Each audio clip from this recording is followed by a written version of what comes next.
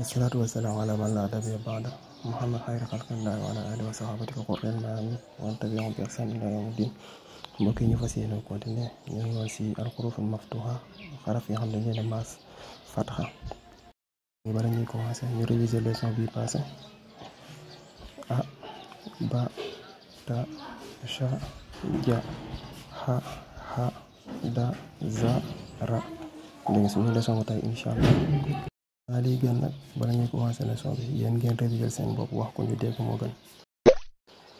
za sa sha so do to zo ha ra fa.